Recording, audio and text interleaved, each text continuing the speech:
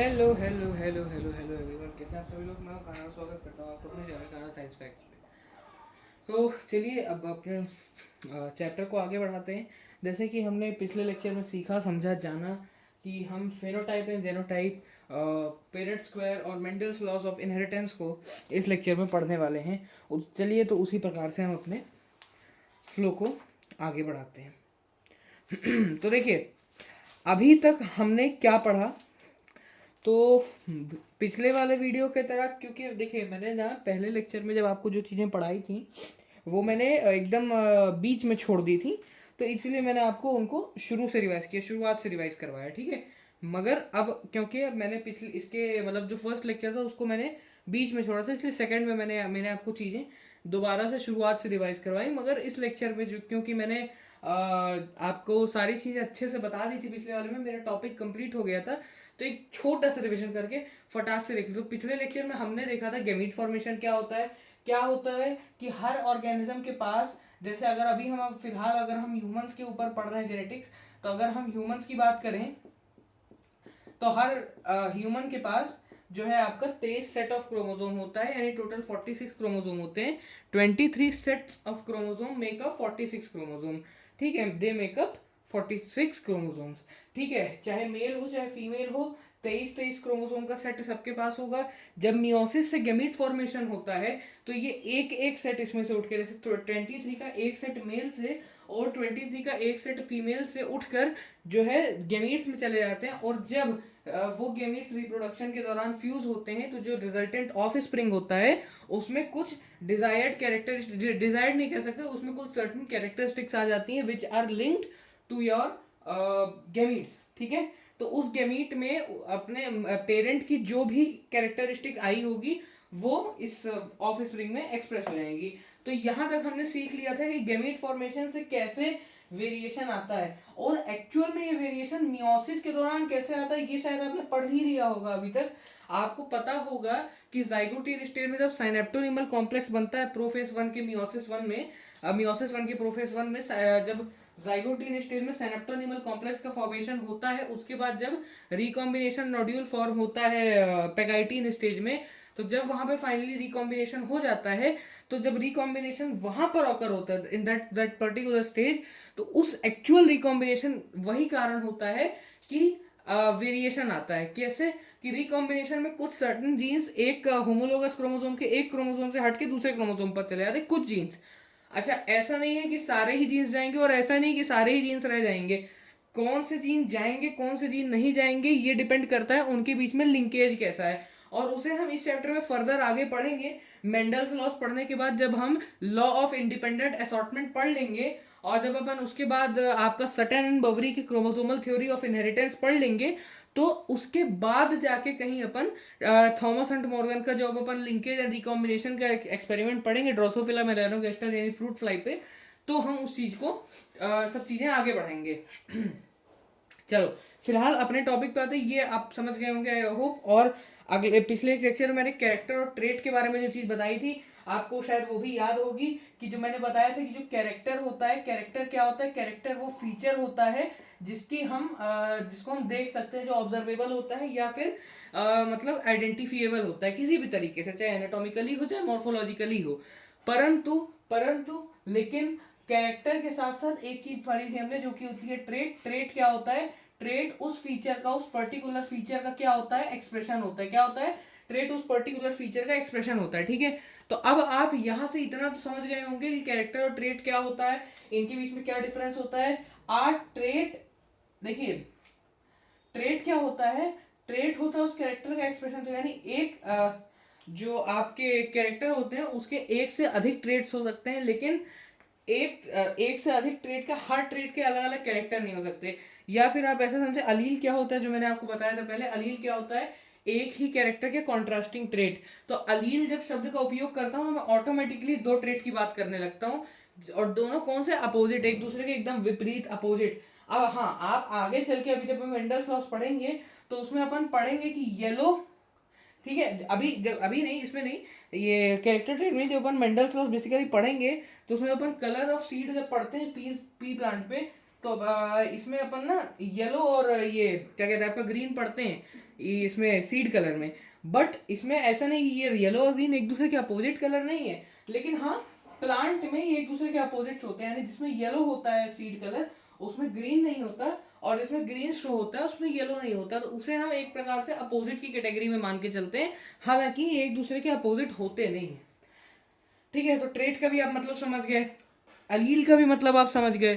ठीक है तो एक कैरेक्टर के एक से ज्यादा अलील होते हैं। ठीक है, ले समझ गए आप, एक कैरेक्टर के एक से ज्यादा अलील होते हैं, है ना, एक से ज्यादा अलील एक कैरेक्टर में होते हैं।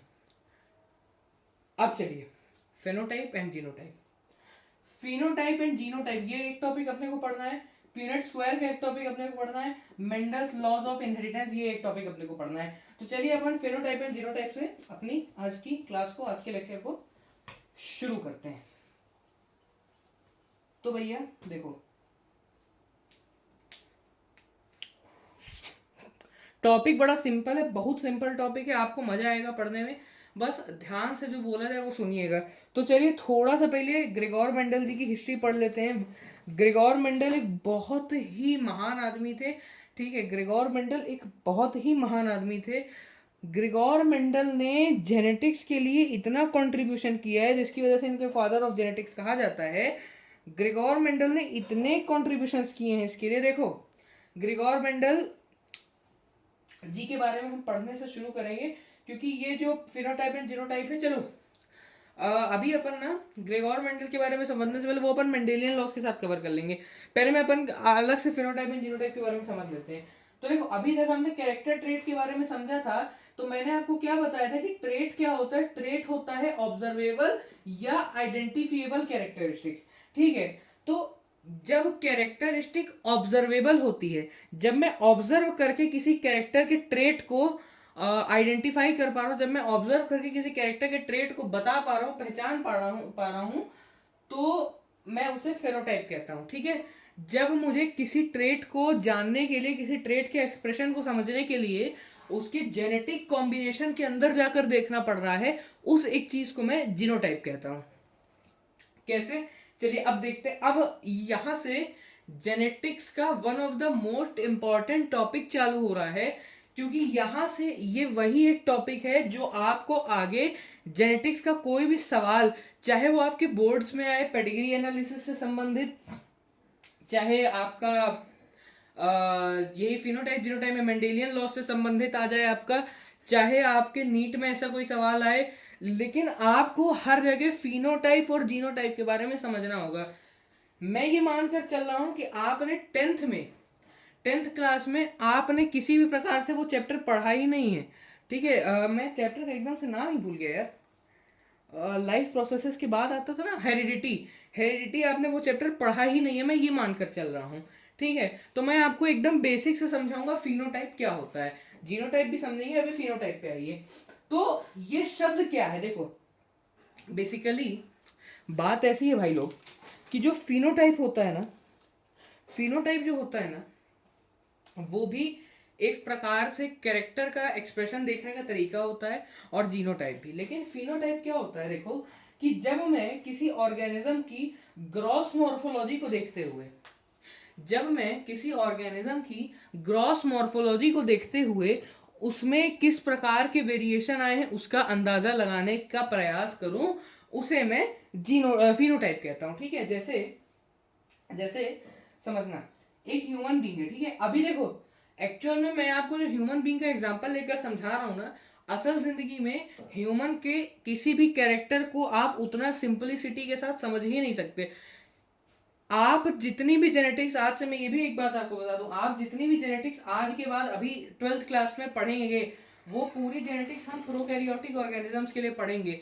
क्योंकि अच्छा हाँ, एक चीज जरूर अपन यूकैरियोट्स के लिए पढ़ेंगे, तो मॉलिक्यूलर बेसिस में अपन थोड़ी सी चीजें यूकैरियोट्स के लिए पढ़ेंगे, लेकिन 99% ऑफ द जेनेटिक्स जो आप 12th क्लास में पढ़ते हैं वो आप प्रोकैरियोटिक ऑर्गेनिजम्स के लिए पढ़ते हैं। क्यों, क्योंकि यूकैरियोटिक्स का सिस्टम यार इतना कॉम्प्लेक्स होता है कि एक 12th क्लास का बच्चा समझ ही नहीं सकता है ना। तो अपन अभी अगर ह्यूमंस का एग्जांपल ले रहे हैं ना, तो मैं ह्यूमन में ये कंसिडर करके चल रहा हूँ, ये एज्यूम करके चल रहा हूँ कि ह्यूमन में एक कैरेक्टर के लिए एक ही जीन रिस्पॉन्सिबल होता है, लेकिन ह्यूमंस में पॉलीजेनिक इनहेरिटेंस मिलता है मुझे, यानी एक कैरेक्टर के लिए जाने कितने जीन रिस्पॉन्सिबल होते हैं। ठीक है, जैसे जब डायबिटीज होता है तो diabetes is also a genetic disease कह सकते हैं, लेकिन diabetes is multifactorial disease. Diabetes mellitus जो होता है, जैसे डायबिटीज मेलाइटस वो जेनेटिक नहीं है, बट डायबिटीज टाइप 1 जो है वो आपका जेनेटिक है। टाइप 1 डायबिटीज जो कि टीनेजर्स में, बच्चों में मोस्टली देखा जाता है ना। डायबिटीज मेलाइटस वो चलो खैर वहां नहीं जाते, अभी अपन समझ लेना कि जब ह्यूमंस की बात कर रहा हूँ तो ऐसा मत समझना कि ह्यूमंस में सच में ऐसा होता है कि पापा या तो बहुत लंबे या तो एकदम छोटे, मम्मी या तो बहुत लंबी या तो एकदम छोटी, बच्चा या तो बहुत लंबा या तो एकदम छोटा। नहीं, ह्यूमंस में तो हाइट में 0.001 सेंटीमीटर का भी वेरिएशन देखने को मिल जाता है। तो वहां अपन उस पर नहीं जाते, अभी अपन एक ग्रॉस मॉर्फोलॉजी और एक एजम्पशंस के तहत इस चीज को समझेंगे। फिनोटाइप क्या होता है, देखो जैसे मैंने एक ह्यूमन को देखा, मेरे पास एक बंदा आया, ठीक है, वो बंदा आया मेरे पास, क्या हो गया भाई, क्या गिरा, कुछ तो गिरा, भूत भूत है क्या यार। खैर देखो, ये अपना एक बंदा आया मेरे पास, ये लंबा चौड़ा बंदा, ठीक है, बहुत लंबा है, बहुत लंबा व्यक्ति मेरे पास आया। ये मान लो कुछ 6 फीट का है, 6 फीट का है, ठीक है। मैंने इससे पूछा कि भाई इतने लंबे कैसे हो, तो इसने मुझे पता है क्या बताया, इसने मुझे बताया कि भाई मैं तेरे पास यही कंफ्यूजन लेके आया हूँ कि मैं इतना लंबा कैसे हूँ, जबकि मेरे जो फादर थे वो तो ड्वार्फ थे। मैं किसी के पेरेंट्स की डिसरिस्पेक्ट नहीं कर रहा हूँ, मैं बस आपको टॉपिक समझा रहा हूँ। ड्वार्फ से मेरा मतलब है इतने लंबे नहीं थे। तो मेरे फादर जो थे, मेरे फादर तो ड्वार्फ थे, ठीक है, मेरे फादर तो ड्वार्फ थे। मैंने कहा अब मम्मी के बारे में बताओ, तो बोला हाँ, लेकिन मेरी मम्मी जो थी, मेरी जो मम्मी थी, मेरी मम्मी अच्छी लंबी थी। मैं कहा कितनी, बोले मेरी मम्मी थी यार, मेरी मम्मी 5 फुट 9 इंच की थी, ठीक है, मेरी मम्मी 5 फुट 9 इंच की थी। तो मैंने कहा अब देखो, ये जो तीनों चीज़ें मैंने बताई, ये जो तीनों चीज़ें मैंने बताई आपको, ये क्या होती हैं, यहाँ पर मैंने मॉर्फोलॉजिकली ऑब्जर्वेबल कैरेक्टर का सहारा लिया। जैसे हाइट मैं आंखों से देख सकता हूँ, इसके लिए मुझे किसी इंस्ट्रूमेंट की, किसी माइक्रोस्कोप की, किसी इलेक्ट्रॉन माइक्रोस्कोप की कोई आवश्यकता नहीं है। मदर की जो हाइट है वो भी मैं नेकेड आइज से देख सकता हूँ, है ना, इसके लिए मुझे किसी डिवाइस की आवश्यकता नहीं है। मेरे दोस्त की जो हाइट है ये भी मैं नेकेड आइज से देख सकता हूँ, मुझे किसी इंस्ट्रूमेंट की आवश्यकता नहीं है। तो ये जितनी कैरेक्टरिस्टिक्स मैंने नापी ना, ये मैंने जो नापा ये फेनोटाइप कहलाता है, ठीक है। तो फिनोटाइप की एक डेफिनेशन मैं बोल रहा हूँ, आप लिखिएगा। फिनोटाइप क्या होता है, characters which can be seen externally, या characters related to physical appearance due to environmental factors, या फिर when we measure the characters of an organism based on gross morphological observations, it is called as phenotype. When we measure the characters of an organism, when we measure the expression of characters of organism just basis on the basis of gross morphological characters, it is called as phenotype. समझ गए? अब देखो तो यानी अब मैं एक बात बोलूं, मैंने कल आपको एक बात बताई थी कि मैं जब ट्रेड्स के बारे में लिखता हूँ, ट्रेड्स के बारे में लिखता हूँ, तो मैं पता है कैसे लिखता हूँ, अलील्स के बारे में बेसिकली जब मैं लिखता हूँ तो मैं कैसे लिखता हूँ पता है, कि जैसे हाइट जो कैरेक्टर है, हाइट जो मेरा कैरेक्टर है, हाइट का जो कैरेक्टर है ना, इसके 2 अलील हैं।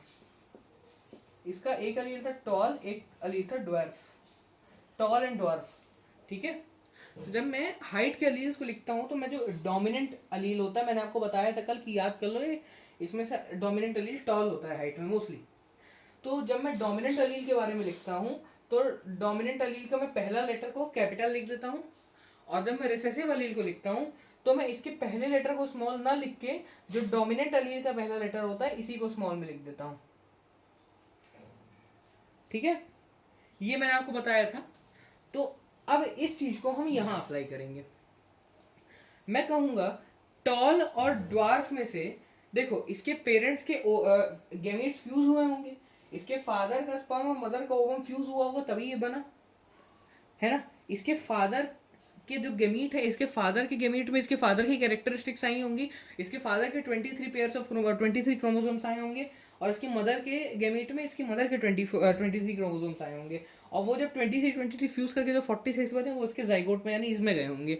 ठीक है, अब देखिए देखिए समझिएगा कि अब अगर इसी नॉलेज को मैं यहाँ पे अप्लाई करूँ तो कैसे करूँगा कि एक पेरेंट टॉल है, एक पेरेंट ड्वार्फ है, और मैं अगर मान के चल रहा हूँ ये इनकी पहली संतान है, पहला बच्चा है, तो यानी इनकी पहली जनरेशन है ये इनकी फैमिली की। मान लो इनकी फैमिली यहीं से शुरू हो रही है, मैं अभी एज्यूम कर रहा हूँ, तो इनकी फैमिली की तो ये फर्स्ट जनरेशन अगर इनके रिस्पेक्ट में मैं देखूँ तो, है ना, this is the first generation of their family. इन दो ऑर्गेनिजम्स की ये फर्स्ट ऑफस्प्रिंग है, फिर इसके जिसकी शादी होगी इसका जो अलग बच्चा होगा वो सेकंड जनरेशन होगी, ऐसे ही चलती जाती फैमिली। ठीक है, हेरिटेज ऐसे ही चलता जाता है। उसी प्रकार से मैं अभी मानकर चल रहा हूँ कि इनकी फैमिली में फादर और मदर की दो कैरेक्टरिस्टिक्स हैं। मदर जो है, मदर टॉल है, और फादर जो है ड्वार्फ है। मैं फिर से बोल रहा हूँ, यहाँ ड्वार्फ से मैं किसी भी व्यक्ति की हाइट के मजाक नहीं उड़ा रहा हूँ, मैं आपको कंसेप्ट समझा रहा हूँ। मदर जो है टॉल है, फादर जो है ड्वार्फ है। बच्चा टॉल पैदा हुआ, इसका मतलब कौन सा जीन एक्सप्रेस हुआ पहली जनरेशन में?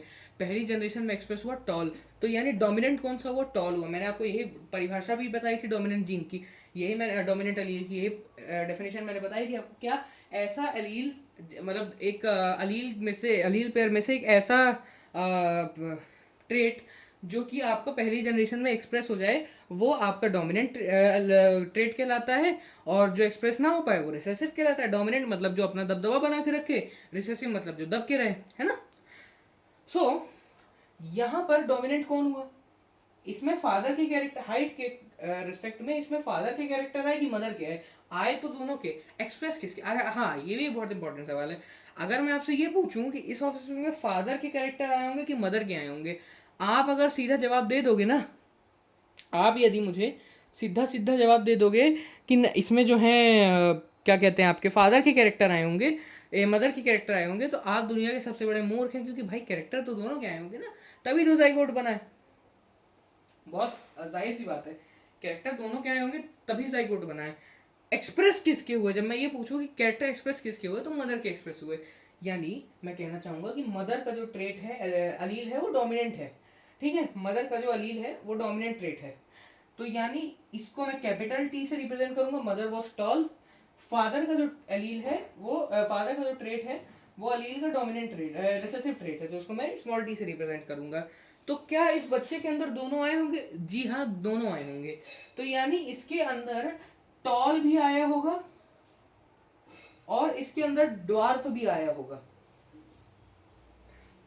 फादर के जो 23 पेयर्स आए, मैं अगर सपोज करूं कि उसमें से जो 6th क्रोमोसोम था, 6th क्रोमोसोम हाइट का था, और फादर का जो पेयर इसमें आया उसमें 6th क्रोमोसोम कहता है कि मेरे बच्चे को ड्वार्फ बनाना, और मदर का जो पेयर 23 का आया उसका जो 6th क्रोमोसोम है वो भी हाइट का होगा ऑफकोर्स, तो वो कहता है कि मेरे बच्चे को टॉल बनाना। बात किसकी मानी गई? मदर की। इसीलिए डोमिनेंट किसका जीन हुआ? मदर का।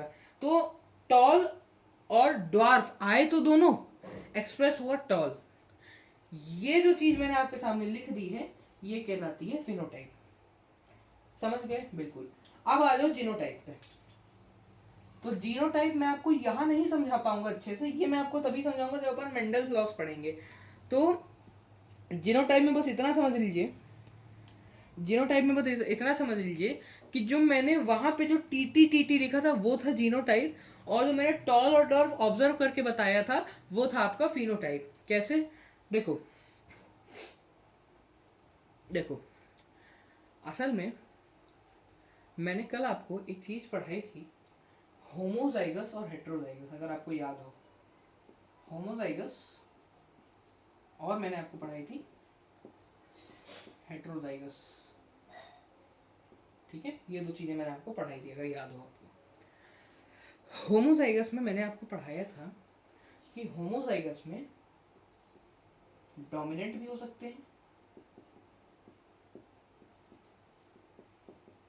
ठीक है, और होमोजाइगस में रिसेसिव भी हो सकते हैं।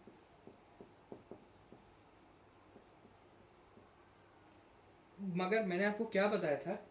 हेट्रोजाइगस में सिर्फ डोमिनेंट हो सकते हैं,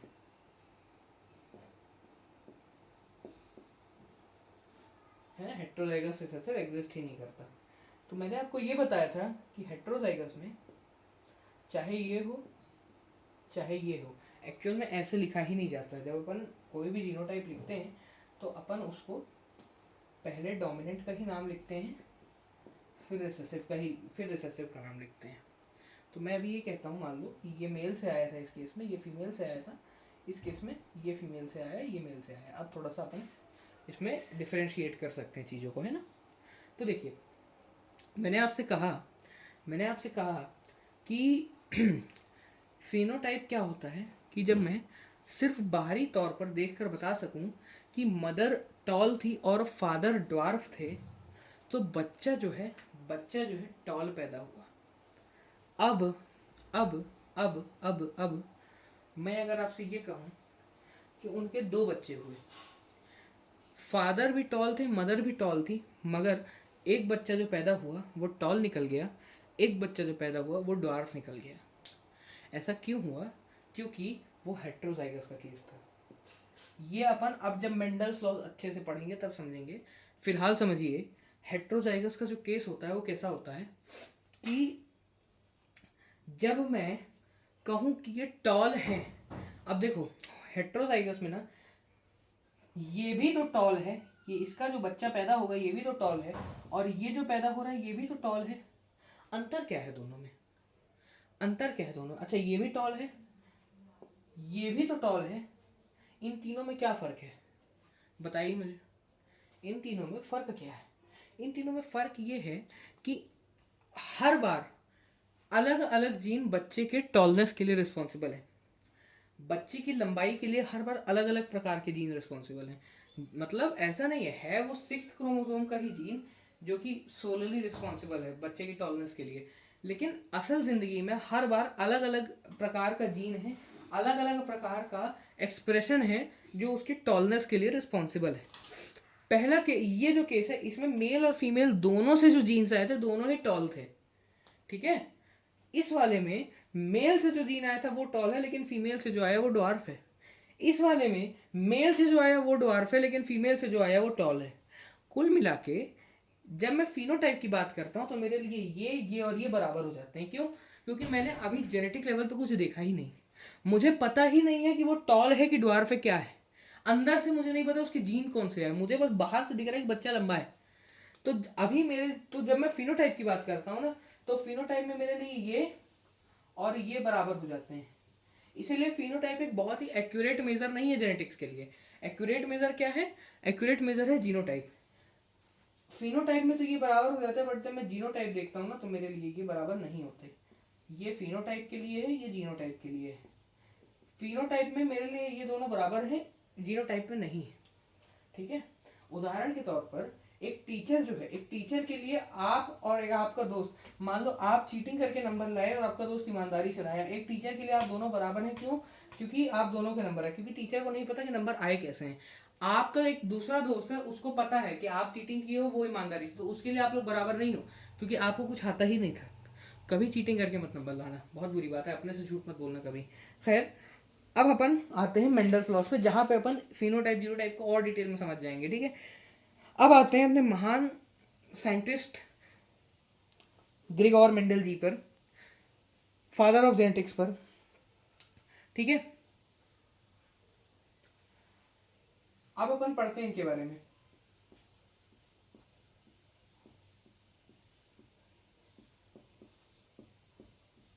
ठीक है।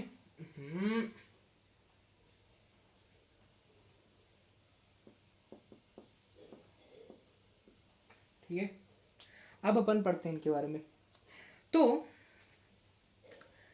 ग्रेगोर मेंडल जो थे, उन्होंने वैसे तो बायोलॉजी की फील्ड में बहुत सारे एक्सपेरिमेंट किए होंगे, मगर एक उनका मोस्ट नोटेबल एक्सपेरिमेंट जो था ना, पता है वो क्या था? वो उनका एक्सपेरिमेंट था प्योर लाइन्स क्रिएट करने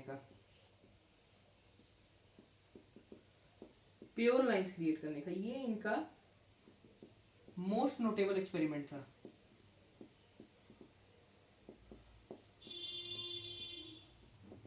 एक्सपेरिमेंट का शॉर्ट फॉर्म लिखाइए, ठीक है। ये इनका one of the most notable, background knowledge के लिए माफ़ी चाहूँगा, इनका one of the most notable experiment था।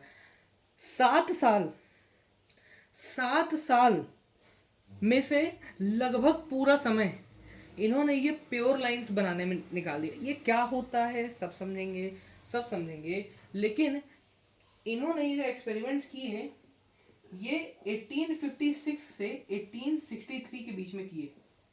ठीक है, कितने साल हो गए? 56, तो 57, 58, 59, 60, 61, 62, 63। ठीक है, ये आपके 7 साल हो गए। 7 साल इन्होंने जो एक्सपेरिमेंट्स किए उसमें से मोस्ट ऑफ द टाइम इन्होंने प्योर लाइंस बनाया। इन 7 सालों के दौरान, इन 7 सालों के दौरान जो इन्होंने एक्सपेरिमेंट्स किए, उन एक्सपेरिमेंट को क्या कहा जाता था? उन एक्सपेरिमेंट को कहा जाता था हाइब्रिडाइजेशन, हाइब्रिडाइजेशन एक्सपेरिमेंट्स। ठीक है, इन 7 सालों के दौरान जो इन्होंने एक्सपेरिमेंट्स किए उन्हें कहा जाता था हाइब्रिडाइजेशन एक्सपेरिमेंट्स। ठीक है, जस्ट अ सेकेंड। तो इनके जो हाइब्रिडाइजेशन एक्सपेरिमेंट्स थे उसमें से इन्होंने मोस्टली जो टाइम प्योर लाइंस बनाने में निकाल दिया। मेंडल ने हमें इनहेरिटेंस के नियम दिए। Mendel proposed the new rules of inheritance. ठीक है, अब देखिए इन्होंने क्या किया था। इनके अच्छा यही एक्सपेरिमेंट है जिसकी वजह से हमें जेनेटिक्स की फाउंडेशन मिली, है ना। जेनेटिक्स की जो हमें मेन जो कोर फाउंडेशन थी वो हमें इन्हीं के कारण मिली। क्यों? क्योंकि इनके एक्सपेरिमेंट में, बैकग्राउंड नॉइज़ को एक बार फिर से बोल रहा हूँ, क्षमा कीजिएगा, इनके एक्सपेरिमेंट्स में हमें एक बहुत ही एक क्या कहना चाहिए, एक बहुत बड़ी चीज़ मिली जिससे जेनेटिक्स की शुरुआत हुई, जिससे जेनेटिक्स की क्यूरियोसिटी बढ़ी लोगों में। वो क्या था? इन्होंने ना जो पी का प्लांट होता है, मटर, आज सुबह क्या बना है? मटर। दोपहर में क्या बनेगा? मटर। रात में क्या बनेगा? मटर मटर मटर। ठीक है, तो इन्होंने मटर के पौधे पर इन्होंने कुछ एक एक्सपेरिमेंट किए। क्या एक्सपेरिमेंट किए? इन्होंने मटर के पौधे के अलग अलग जेनरेशन्स के फूलों को क्रॉस करवाया, और हमें पता है कि मटर एक एंजियोस्पर्म है, यानी उनके फ्लावरिंग प्लांट्स में सेक्सुअल रिप्रोडक्शन हमें देखने को मिलता है। और क्योंकि सेक्सुअल रिप्रोडक्शन में वेरिएशन आता है, उसी वेरिएशन को इन्होंने अपने एक्सपेरिमेंट में जो है स्टडी किया। इन्होंने मटर का उपयोग क्यों किया ये आपने शायद 10th क्लास में पढ़ा होगा, मगर चलिए एक बार इसको याद कर लेते हैं। मटर का इन्होंने उपयोग इसलिए किया क्योंकि इसका एक तो लाइफ स्पैन कम होता है, 2 से 3 महीने का लाइफ स्पैन होता है। ठीक है, मटर का लाइफ स्पैन कम होता है, 2 से 3 महीने का होता है, इसीलिए इनके पास डेटा ज़्यादा था फॉर स्टडी। ठीक है, डेटा बहुत था इनके पास स्टडी करने के लिए। क्यों? आप जब भी किसी भी चीज़ की स्टडी करते हैं, किसी भी एक्सपेरिमेंट को करते हैं जिसमें स्टैटिस्टिक्स का उपयोग होता है, कहा जाता है जितना ज़्यादा डेटा आपके पास होगा उतना ज़्यादा एक्यूरेट आपकी ऑब्जर्वेशंस आएंगी। ठीक है, तो इनके पास डेटा बहुत मिला। अगर ये किसी ह्यूमन में अगर मान लो ये स्टडी करते तो क्या होता? अगर ये ह्यूमंस में वेरिएशन की स्टडी करते तो क्या होता? तो उसमें देखो होता ये कि ह्यूमंस का तो लाइफ स्पैन बहुत ज़्यादा होता है। मेंडल तो खुद ही एक इंसान थे, तो यानी कि जब तक ह्यूमंस की 2 जनरेशन में ही एक्सपेरिमेंट करते तब तक में तो पता चला खुद ही ये स्वर्ग सिधार चुके होते। ह्यूमंस का लाइफ स्पैन ही इतना ज़्यादा होता है। एक आदमी 80 साल जीता है, 80 साल में उसकी बॉडी में इतने चेंज आते हैं। ठीक है, तो एक तो लाइफ स्पैन बहुत ज़्यादा होता है, दूसरा ये कि ह्यूमंस में वेरिएशन के लिए कोई एक कारण नहीं रिस्पॉन्सिबल होता। ह्यूमंस में इतने क्रोमोसोम होते हैं, ह्यूमंस में और इतने हार्मोनल, जेनेटिक, एनवायरमेंटल फैक्टर्स लगते हैं कि आप उनमें एक वेरिएशन का एक कारण बता ही नहीं सकते। ह्यूमन जीनोम प्रोजेक्ट में बताया गया था कि 50% से ज़्यादा क्रोमोसोम्स का आज तक हमें ह्यूमंस के अंदर फंक्शन ही नहीं पता क्या होता है। ह्यूमंस इतने कॉम्प्लेक्स होते हैं, we are the most complex organisms अभी तक जिनको हम जानते हैं, उसमें one of the most complex organism human ही है, क्योंकि हमारे बॉडी में इतना कुछ होता है। यूकैरियोट्स आर वेरी कॉम्प्लेक्स, उनके शरीर में कोई भी चीज एक काम के लिए रिस्पॉन्सिबल ही नहीं होती। और हम तो और मल्टी सेल्यूलर यूकैरियोट्स है, ट्रिलियंस ऑफ सेल है हमारी बॉडी में, हर सेल कुछ ना कुछ उठपटांग किए पड़ा है है, कभी म्यूटेशन हो गया तो कैंसर ही हो जाता है, कुछ भी हो जाता है हमें, है ना। तो इसलिए ह्यूमंस पे ये स्टडी नहीं कर पाए, मटर पे इन्होंने स्टडी की है। ठीक है, आपकी जिंदगी में जैसे मटर का बहुत उपयोग है, वैसे इनके भी जीवन में मटर का बहुत उपयोग था। तो नॉर्मल साइंटिस्ट, देखो मेंडल का आप ऑरा देख सकते हैं। नॉर्मल साइंटिस्ट जो होते हैं, नॉर्मल साइंटिस्ट लैब में एक्सपेरिमेंट करते हैं। मेंडल निकल जाते थे हल लेके खेतों में, और खेतों में मटर बढ़िया लगाते थे, मटर खाते थे, उसी में एक्सपेरिमेंट करते थे। ठीक है, तो आप देखिए हमारे बायोलॉजी वाले कितने बड़े लोग होते हैं, न्यूटन आइंस्टाइन सब लैब में एक्सपेरिमेंट करते थे। अपने मेंडल भैया बढ़िया सुबह से धोती पहन के गमछा लेके हल लेके निकल जाते थे खेत में मटर उगाने, मटर पे एक्सपेरिमेंट करते थे। 7 साल बंदे ने मटर के साथ गुजार दिए। तो आप समझ सकते हैं कितना और है बायो वालों को। खैर, तो देखिए ये हो गया आपका। अब इन्होंने एक्सपेरिमेंट में बेसिकली किया क्या, ठीक है, किया क्या, इन्होंने मटर के पौधे को, मटर जो होती है, मटर के जो पौधा है, बहुत दिन बाद डस्टर से मिटाया है मैंने, इन्होंने मटर के पौधों में क्या किया, इन्होंने कोई भी रैंडमली इन्होंने पौधे लिए और उन पौधों के फूलों को आपस में रगड़ दिया। उनको रगड़ने से क्या हुआ, फूलों में हुआ पॉलिनेशन, पॉलिनेशन की वजह से फूलों में हुआ सेक्सुअल रिप्रोडक्शन, जिसकी वजह से वेरिएशन आ गया, मियोसिस हुआ, गैमेट फॉर्मेशन हुआ, वेरिएशन आ गया। उस वेरिएशन को ये कागज में लेके नोट करते गए, नोट करते गए, नोट करते गए। इन्होंने कुछ ऐसे भयंकर डेटा तैयार किए, इन्होंने ये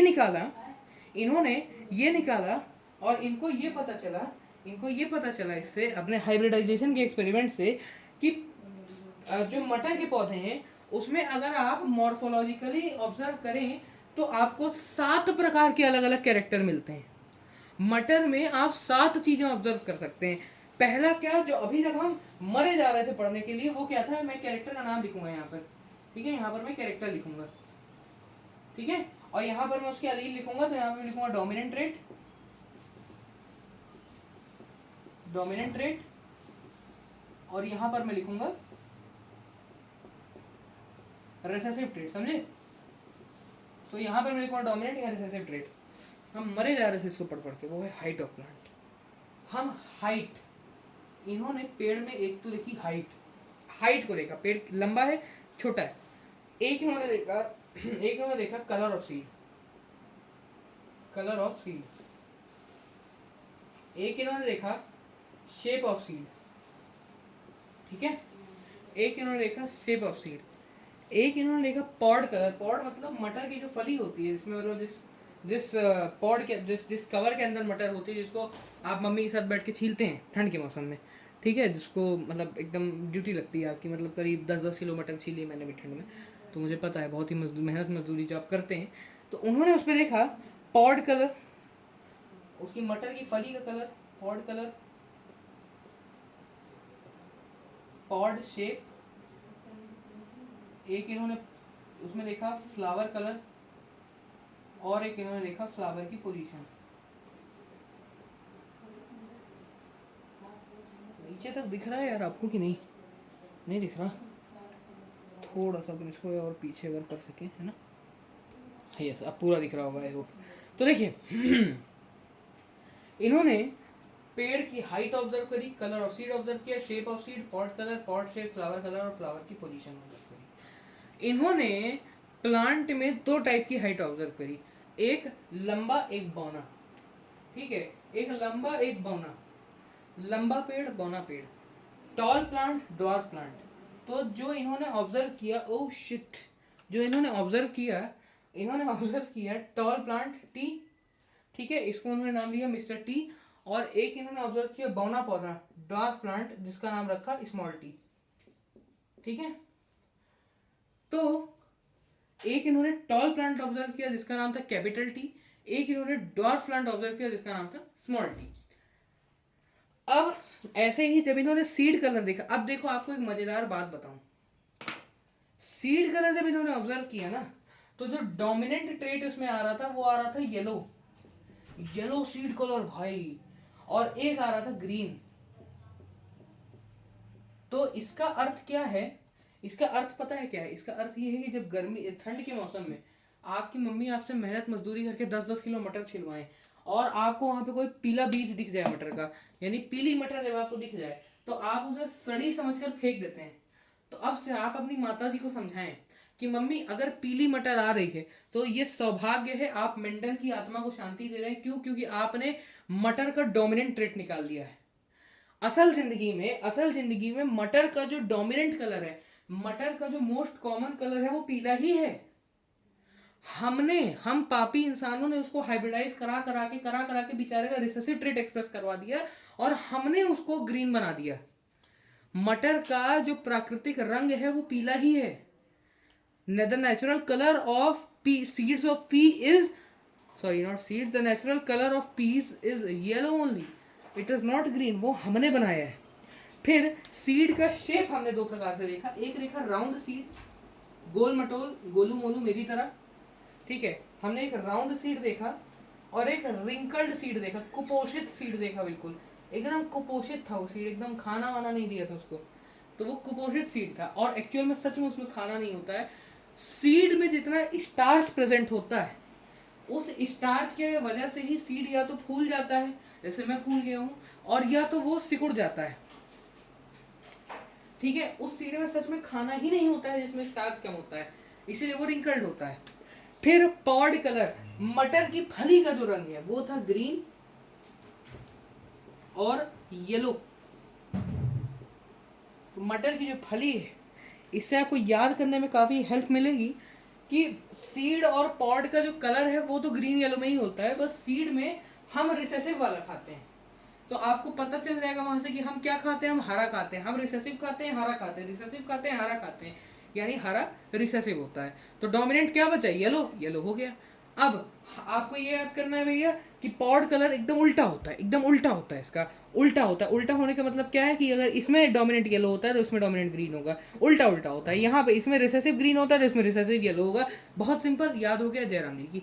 चलिए, पॉड कलर के बाद पॉड का भी शेप होता है, ठीक है, पॉड का भी शेप होता है। एक होता है फुल, एक होता है फुल, या जिसे आप इन्फ्लेटेड कहते हैं, है ना, मेरी तरह फूला हुआ, उसे अपन फुल या इन्फ्लेटेड कहते हैं। I for inflated, capital I for dominant rate. एक होता है जिसे हम कॉन्स्ट्रिक्टेड कहते हैं, सिकुड़ा हुआ, शादी वाले फूफा जैसा सिकोड़ के मुंह बना के बैठे होते हैं, वो अरे यार क्या हो गया है मेरी इंग्लिश को, रुक जाओ। मैं आप सबको बताना चाहूंगा कि मेरे क्लास 12 इंग्लिश में 98 आउट ऑफ 100 मार्क्स थे। My English is very good. I speak English in सन 1947, अंग्रेज run out of the Bharat. So एक होता है मेरी तरह फूला हुआ, इन्फ्लेटेड पॉड शेप, यानी फूली हुई मटर मेरी तरह, और एक होती है सिकड़ी हुई मटर, खाना नहीं मिला है उसको भी। तो देखिए, पॉड जो होता है, मटर की जो फली होती है वो फूली भी हो सकती है, सिकुड़ी भी हो सकती है। फ्लावर का कलर, मटर के पौधे में जो फूल उगते हैं, फूल और कांटे, मटर के पौधे में जो फूल उगते हैं उसमें मोस्ट कॉमन फूल, जो डोमिनेंट फूल होता है वो वायलेट होता है, ठीक है। अगर आपने मुझसे पूछा कि वायलेट कलर क्या होता है, मैं आप पे केस कर दूंगा क्योंकि मुझे भी नहीं पता आज तक वायलेट और ब्लू में क्या अंतर होता है। और एक होता है वाइट कलर, ये मैंने कैपिटल वी बनाया है क्योंकि वी में अपन डिफरेंस नहीं निकाल पाते, तो मैं आपको बता रहा हूँ वाइट और ये स्मॉल वी, ठीक है। ये जो बड़ा दिख रहा है वो बड़ा वी है, जो छोटा दिख रहा है वो छोटा वी है, ठीक है। तो फ्लावर का कलर वॉयलेट हो सकता है, वाइट हो सकता है, वॉयलेट हो सकता है, वाइट हो सकता है। डोमिनेंट कौन सा? वॉयलेट। रिसेसिव कौन सा? वाइट। डोमिनेंट कौन सा? वॉयलेट। रिसेसिव कौन सा? वाइट। नेक्स्ट, फ्लावर की पोजीशन, फ्लावर की पोजीशन, फ्लावर एक्सिस पे हो सकता है पेड़ की, यानी जो नॉर्मल हम पेड़ में फ्लावर्स देखते हैं कि पेड़ की डगाल उगती जा रही है, फ्लावर उसमें बीच में कहीं ना कहीं आ रहा है ना। यानी अगर ऐसे पेड़ उगता जा रहा है, हर तरफ उगता जा रहा है, हरा हरा हरा भरा, तो उसमें फ्लावर यहाँ पे कहीं कहीं उगते जा रहे हैं, ठीक है। ये फ्लावर, ये फ्लावर, ये फ्लावर, ये फ्लावर, ये फ्लावर, ये फ्लावर, ये फ्लावर, ऐसा अपना उगते जा रहे हैं, जीवन में अपना बढ़िया चल रहा है इनका, ठीक है। तो ये जो फ्लावर उगते जा रहे हैं इन्हें हम कहते हैं एक्सियल पोजीशन, और यही डोमिनेंट भी होती है। फ्लावर पोजीशन में यही डोमिनेंट भी होती है, ठीक है, एक्सियल ए। और कुछ प्लांट में आपने साइमोस और रेसिमोस इन्फ्लोरेसेंस पढ़ा है, उसमें हमने यही सीखा था कि साइमोस में फ्लावर टर्मिनल पोजीशन पे होता है, साइमोस में फ्लावर किसमें होता है? टर्मिनल पोजीशन में होता है। यानी साइमोस में जब फूल उग जाता है पेड़ में, तो उस पेड़ की उसके बाद वहां से तो हाइट नहीं बढ़ती, देखो टू बी वेरी ऑनेस्ट, उस पेड़ की वहां से तो फिर हाइट नहीं बढ़ेगी। हाँ, उसकी डगाल होगी, उसकी सेकेंडरी ग्रोथ होगी, उसका लिटरल मेरिस्टम उसको वो सब होगा, लेकिन उसके ऊपर उसकी डगाल नहीं होगी, मेन स्टेम जो है वो नहीं होगी। तो एक्सियल के बाद एक होता है टर्मिनल, और टर्मिनल को कैपिटल टी या स्मॉल टी से मत कर देना, टर्मिनल को स्मॉल ए से करना है, ठीक है, टर्मिनल को स्मॉल ए से करना है, ठीक है। तो ये 7 चीजें मटर के पौधे में मिस्टर मेंडल को दिखी। तो ये 7 कैरेक्टर मेंडल को दिखे।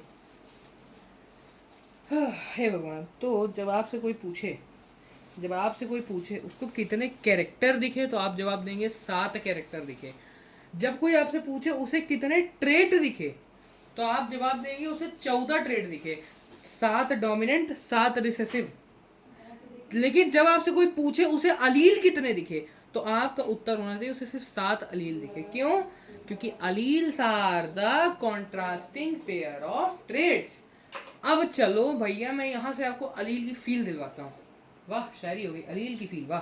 तो अब मैं आपको अलील की फील दिलवाता हूँ। यहाँ से अलील में अपन ने आप तक जो भी पढ़ा एक लाइन में समझ जाओगे। अभी देखो, हाइट में पेड़ या तो टॉल होता था या तो ड्वार्फ होता था, यानी पेड़ में आर पार की लड़ाई होती थी, या तो वो टॉल होगा या तो वो ड्वार्फ होगा। इसीलिए टॉल प्लांट और ड्वार्फ प्लांट मिला के इस कॉम्बिनेशन को मैं अलील कहूंगा। यानी हाइट कैरेक्टर के 2 अलील है, हाइट कैरेक्टर का एक अलील है, हाइट कैरेक्टर का एक अलील है, एक अलील के 2 ट्रेट है, कॉन्ट्रास्टिंग है, अपोजिट है एक दूसरे के, एक डोमिनेंट है एक रिसेसिव है। डोमिनेंट का नाम है टॉल, रिसेसिव का नाम है ड्वार्फ। डोमिनेंट का नाम है टॉल, रिसेसिव का नाम है ड्वार्फ। बहुत ही simple. Colour of seed yellow green, देख लो ये येलो ग्रीन मिला के एक अलील हो गया, समझे? येलो ग्रीन मिला के एक अलील हो गया। या तो पेड़ येलो होगा या तो ग्रीन होगा, जो येलो होगा उसकी ग्रीन से दुश्मनी, जो ग्रीन होगा उसकी येलो से दुश्मनी।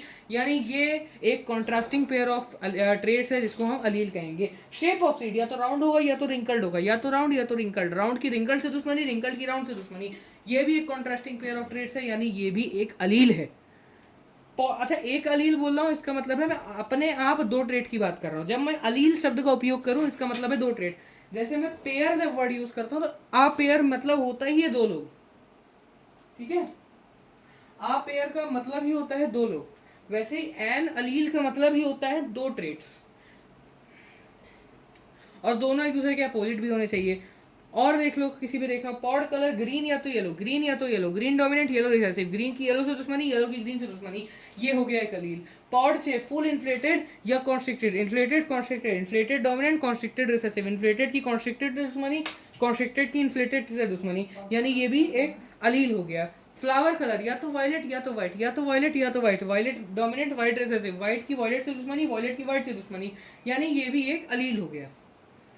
फ्लावर पोजीशन या तो एक्सियल या तो टर्मिनल, या तो एक्सियल या तो terminal, axial dominant, terminal recessive, axial की टर्मिनल से दुश्मनी, टर्मिनल की एक्सियल से दुश्मनी, यानी ये भी एक अलील हो गया। इस प्रकार से 7 कैरेक्टर में हमने 7 अलील निकाल लिए, बिल्कुल निकाल लिए। तो ये मेंडल भैया ने ऑब्जर्व किया प्लांट के अंदर, समझ में आया? अब देखिए, ये आप बिल्कुल लिखें, इसको अच्छे से लिख लें, इसको एक बार देख लें, फिर से हट जा रहा हूँ, अच्छे से लिख लें। अब देखिए, ठीक है, अब देखिए भैया, देखो ऐसा है, जेनेटिक्स बहुत प्यारी ब्रांच है, अगर समझना चाहो तब, नहीं तो पागल हो जाओगे। तो अब अपन समझेंगे, जो मैं इतनी देर से चिल्ला रहा हूँ, pure line, pure line, pure line है क्या? प्योर लाइन क्या है? प्योर लाइन क्या है कि, अच्छा, आप इनब्रीडिंग समझते हैं? इनब्रीडिंग समझते हैं? इनब्रीडिंग, इनब्रीडिंग ये सब समझते हैं आप? इनब्रीडिंग यानी अंदर ब्रीडिंग करना नहीं। इन ब्रीडिंग मतलब क्या होता है? इन मतलब होता है अंदर, और ब्रीडिंग मतलब होता है एक प्रकार से रिप्रोडक्शन, प्रजनन, ठीक है?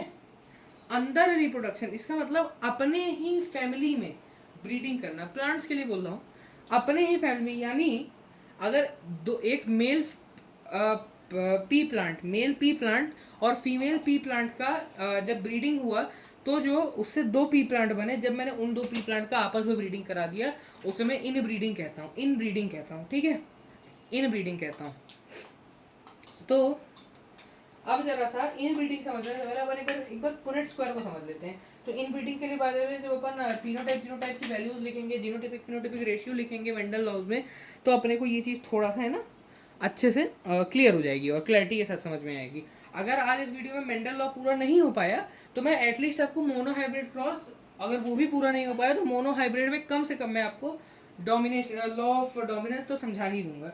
ठीक है, इतना अपन कर ही लेंगे, फिर सेग्रीगेशन इंडिपेंडेंट असॉर्टमेंट के बाद आगे बढ़ेंगे। फिलहाल देखिए पिनेट स्क्वायर क्या होता है, 10th में आपने बनाया है ये। ठीक है, ठीक है, पिनेट स्क्वायर क्या होता है? पुनेट स्क्वायर एक ऐसा, क्या कहना चाहिए, एक ऐसा रिप्रेजेंटेशन होता है जीनोटाइप का जिसका उपयोग करके आप निकाल सकते हैं कि जो रिजल्टेंट प्रोजेनी होगी उसमें क्या जीनोटाइप आएगा। अब अपन थोड़ा सा एग्जांपल लेके चलते हैं। ठीक है, मैं मेंडल लॉ ऑफ डोमिनेंस आपको यही समझा दूंगा, फिर जब अपन वहां पे आएंगे तो आपको मैं बता दूंगा कि आपको ये समझाया हुआ है क्या है।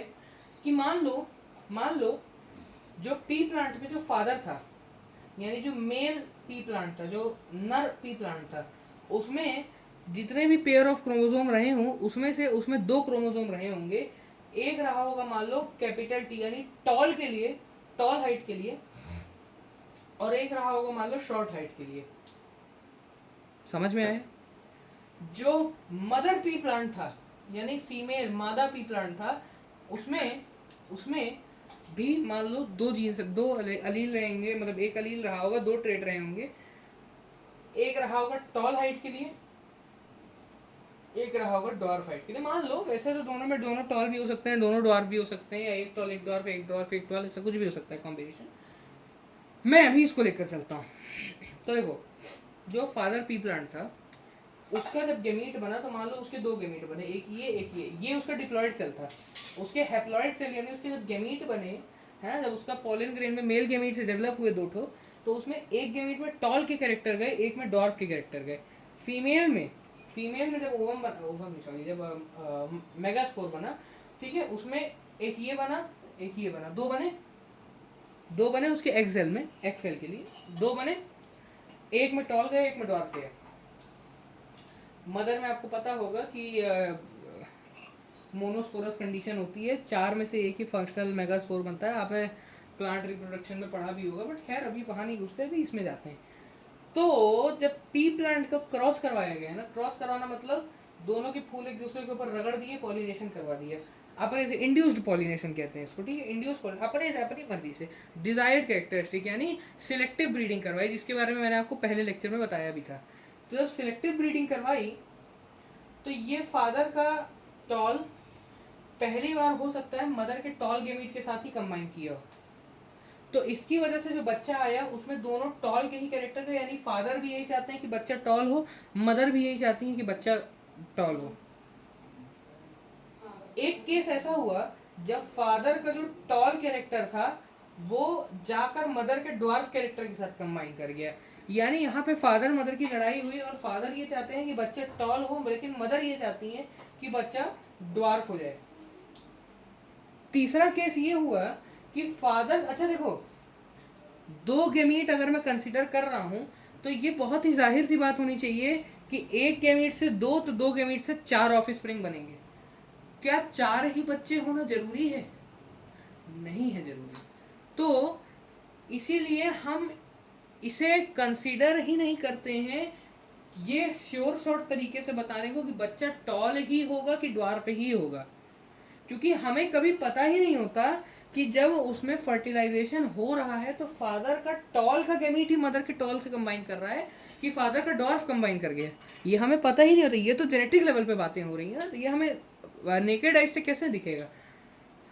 तीसरा केस ये हुआ कि फादर का जो ड्वार्फ का गेमीट है वो मदर के टॉल के गेमीट के साथ जाके कंबाइन कर गया है। तो फादर ये चाह रहे हैं कि बच्चा ड्वार्फ हो, लेकिन मदर चाह रहे हैं कि बच्चा टॉल हो। मैंने टॉल पहले इसलिए लिखा और ड्वार्फ बाद में इसलिए लिखा, जबकि मैं अभी तक फादर का चीज़ें पहले लिख रहा था, इसलिए लिखा क्योंकि हम जब जीनोटाइप को एक्सप्रेस करते हैं तो हम पहले डोमिनेंट ट्रेट ही लिखते हैं, ये तरीका होता है एक्सप्रेस करने का। और जब मैंने देखा यहीं पे तो एक केस में हुआ कि फादर का जो ड्वार्फ है वो मदर के ड्वार्फ के साथ कंबाइन कर गया, तो यहाँ पर दोनों ड्वार्फ के चले गए। फादर भी यही चाहते हैं कि बच्चा ड्वार्फ हो, मदर भी यही चाहती है कि बच्चा ड्वार्फ हो। अगर मैं फेनोटिपिकली देखूं तो ये तो तीनों ही बच्चे टॉल हो गए ना। मैं यदि फिनोटिपिकली देखूं तो ये तो तीनों ही बच्चे टॉल हो गए ना, क्योंकि मुझे जेनेटिक लेवल पे नहीं पता कि कौन सा क्रोमोसोम कंबाइन किया, क्या हुआ, ये मुझे नहीं दिख रहा। ये तो अपना मॉलिक्यूलर लेवल पे चीजें चल रही हैं, बातें चल रही हैं, है ना। ये तो केमिकल डायलॉग्स मॉलिक्यूलर लेवल पर चल रहे हैं। मुझे नेकेड आई से, मुझे नग्न आंखों से क्या दिख रहा है, मुझे ये दिख रहा है, मुझे खुली आंखों से, साफ आंखों से दिख रहा है कि ये तीनों बच्चे जब बड़े हुए तो टॉल ही निकले। ये दोनों मटर के पौधे जब मैच्योर हुए तो टॉल ही हुए। तो मुझे जो दिखा, मुझे ये दिखा कि ये जो 4 बच्चे हुए, जो 4 मटर के पौधे हुए 2 पेड़ की वजह से, तो वो चारों बच्चों में से 3 बच्चे टॉल निकले, 3 मटर के पौधे लंबे थे और 1 मटर का पौधा छोटा था, यानी एक ड्वार्फ था। तो 3:1, 3:1, यानी जो मेरे पास इसका रेशियो यानी अनुपात आ गया वो 3:1 आ गया। लेकिन ये मैंने क्या निकाला है, ये मैंने निकाला है टॉल वर्सेस ड्वार्फ। तो ये मैंने क्या ग्रॉस मॉर्फोलॉजिकल कैरेक्टरिस्टिक्स के बेसिस पर जजमेंट किया है ट्रेट के एक्सप्रेशन का, समझे, कैरेक्टर के एक्सप्रेशन का। ग्रॉस मॉर्फोलॉजिकल ग्राउंड्स पर मैंने जजमेंट किया है कैरेक्टर के एक्सप्रेशन का। तो ये मैंने क्या निकाल दिया है, ये मैंने निकाल दिया है फिनोटिपिक रेशियो। क्या निकाला है, फिनोटिपिक रेशियो।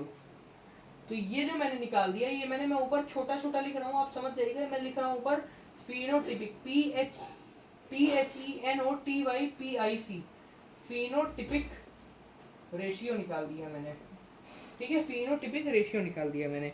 तो यानी यहाँ पे मैंने बाहरी रूप से देखा है कितने लंबे हैं, कितने बौने हैं, ठीक है, ठीक है, ठीक है, समझ गए। अब आइए, अब मैंने ये कहा कि देखो लंबा बौना तो ठीक है, मगर जेनेटिक लेवल पे अंदर घुस के, बिल्कुल सेल के साइटोलॉजी में, न्यूक्लियस में घुस के जेनेटिक लेवल पे जब मैं देखूं तो इसके अंदर जो 2 पेयर ऑफ क्रोमोसोम थे, जब मैं देखूं तो मुझे पता चला यहाँ पे कि इसमें दोनों टॉल के आए थे, इसमें एक टॉल एक ड्वार्फ का आया था, इसमें एक टॉल एक ड्वार्फ का आया था।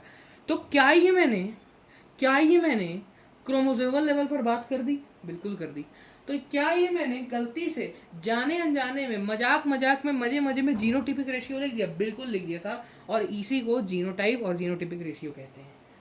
चलिए, फादर मदर हट में जाए, 4 बच्चों को देखो, ये इसमें से होमोजाइगस टॉल की तरह। अब इन टर्मिनोलॉजीज को अपने दिमाग में बैठा लीजिए, लिख लिख कर याद कर लीजिए, कंठस्थ कर लीजिए। जब मेरे मुंह से होमोजाइगस शब्द निकले, आपके दिमाग में स्ट्राइक करना चाहिए, या तो कैपिटल टी होगा या स्मॉल टी होगा। कैपिटल स्मॉल साथ में नहीं आएंगे, स्मॉल कैपिटल साथ में नहीं आएंगे। होमोजाइगस मतलब या तो दोनों कैपिटल, या तो दोनों स्मॉल, या तो दोनों डोमिनेंट, या तो दोनों रिसेसिव।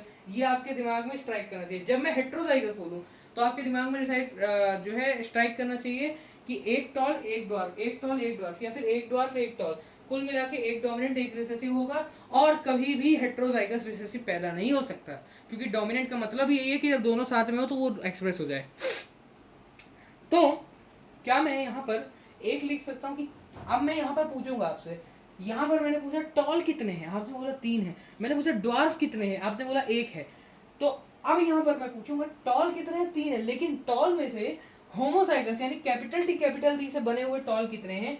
तो आप बोलोगे भैया होमोजाइगस कैपिटल टी से बने हुए जो टॉल लंबे पौधे हैं वो 1 है।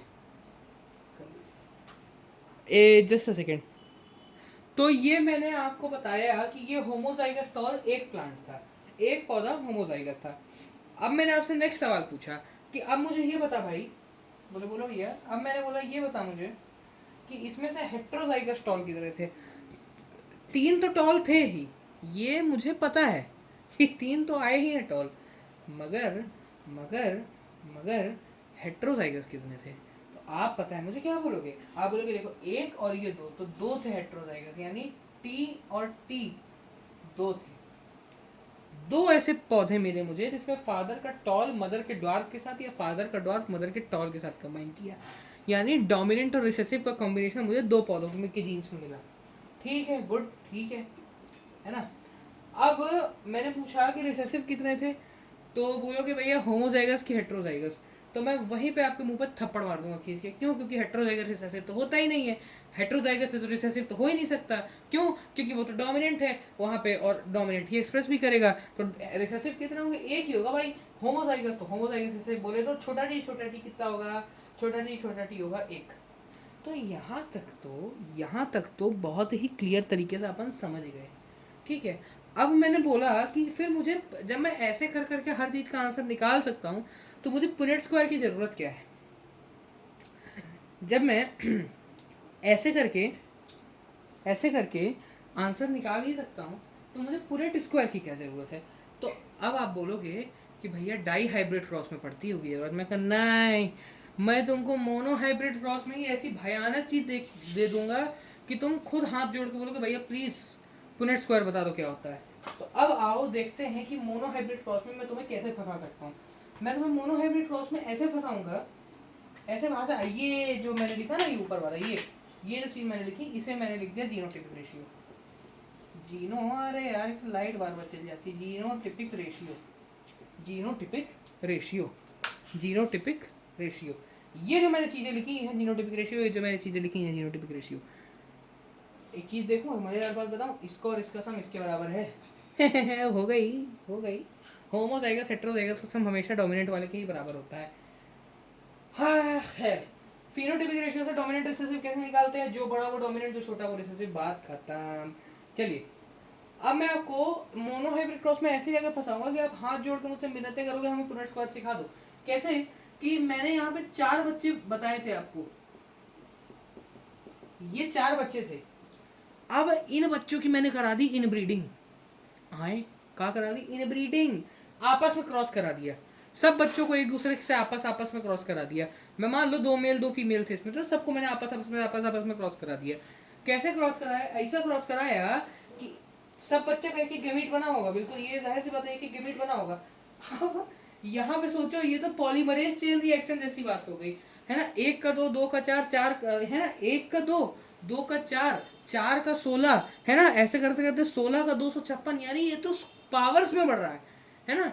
लेकिन यहाँ पर भी एटलीस्ट 2 के मल्टीपल में तो बढ़ रहा है। 1 का 2, 2 का 4, 4 का 8, 8 का 16, 32, 64, 128, 256, 512, 1024, 2048, 4096, ऐसे कर करके बढ़ती जा रही है चीज़ें।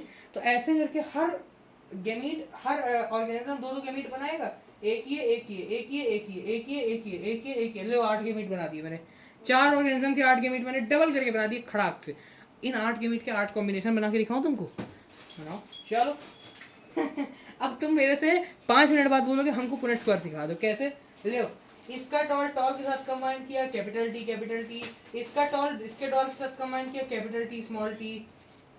इसका टॉल इसके टॉल के साथ कंबाइन किया, कैपिटल टी। इसका टॉल इसके डॉर के साथ कंबाइन किया, कैपिटल टी स्मॉल टी। इसका टॉल इसके डॉर के साथ कंबाइन किया, कैपिटल टी स्मॉल टी। इसका टॉल इसके डॉर के साथ कंबाइन किया, स्मॉल टी।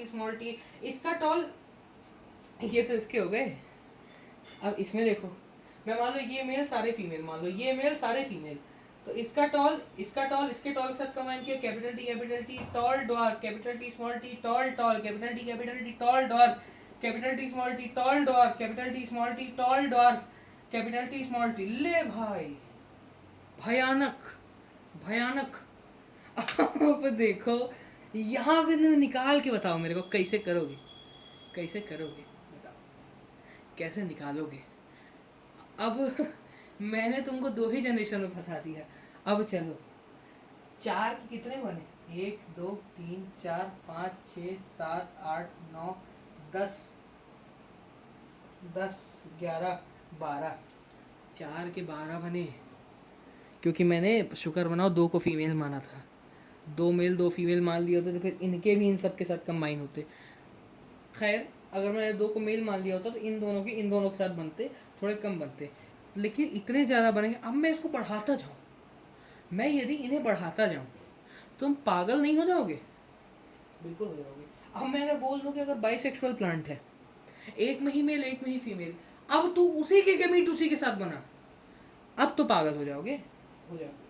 इसी कारण से एक बहुत समय पहले एक व्यक्ति जिनका नाम था मिस्टर रेजिनाल्ड सी पिनेट, इन्होंने एक लिखने की एक विधा, एक वे ऑफ प्रेजेंटेशन का आविष्कार किया जिसका नाम था पुनेट स्क्वायर। इन्होंने एक वे ऑफ प्रेजेंटेशन बनाया जिसका नाम था पुनेट स्क्वायर। पुनेट स्क्वायर में क्या करते हैं ये आपने, अब मैं आपको आपकी 10वीं की कुछ भूली बिसरी गजनी वाली याददाश्त याद दिलाऊंगा।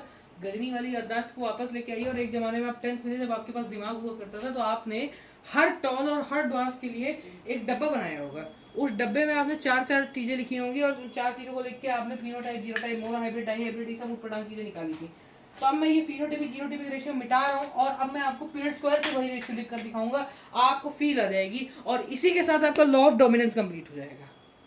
पता नहीं चलेगा, अगले 10 मिनट के अंदर आपका लॉ ऑफ डोमिनेंस और पीरियड स्क्वायर कंप्लीट हो चुका होगा। आप सैल्यूट मारोगे मेरे को। और फिर अपन law of segregation, independent assortment, और फिर आगे के जो भी आपके फॉलोइंग टॉपिक्स होंगे उनको बाद में अगले लेक्चर में कर लेंगे। आराम आराम से पढ़ो भाई, कोई जल्दी नहीं है, अभी चालू हुआ 12th। जेनेटिक्स में जितना समय लगाओगे उतना ही आपसे प्रेम करेगी, है ना। तो आइए पुनेट स्क्वायर बनाना सीखते हैं। तो अपन अपनी पुरानी वाली कहानी पर चलते हैं। अपन ने जब सीखा था कि एक टॉल फादर जिसके दोनों जीन्स टॉल थे, और एक टॉल मदर जिसके दोनों जीन्स टॉल थे। एक टॉल फादर जिसके दोनों जीन्स टॉल थे, एक टॉल मदर जिसके दोनों जीन्स टॉल थे। इस आंटी और इस अंकल ने इस आंटी और इस अंकल ने इस आंटी और इस अंकल ने क्या किया क्या किया क्या किया इन्होंने पॉलिनेशन करवाया। ये मेल का कॉन्फ़िगरेशन है, ये मेल का कॉन्फ़िगरेशन है, ये फीमेल का कॉन्फ़िगरेशन है, ठीक है।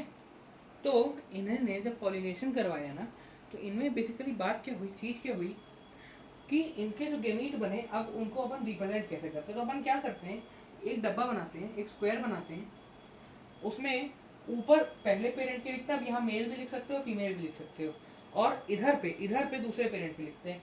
आपको कुछ मल्टीप्लिकेशन जैसे याद है, बचपन में ऐसे कर करके मल्टीप्लिकेशन किया करते थे, याद करो, क्रिस क्रॉस डब्बा डब्बा बना के डायगोनल मारते थे, याद है। हाँ वही वाला, 4वीं 5वीं में जब आपकी ज़िंदगी खुशनुमा होती, जब आपने साइंस नहीं लिया था। और फिर इस डब्बे को 4 कंपार्टमेंट्स में बांट देते हैं, ठीक है। जितने ये होते हैं टोटल, उतने कंपार्टमेंट में बांटते हैं, ठीक है।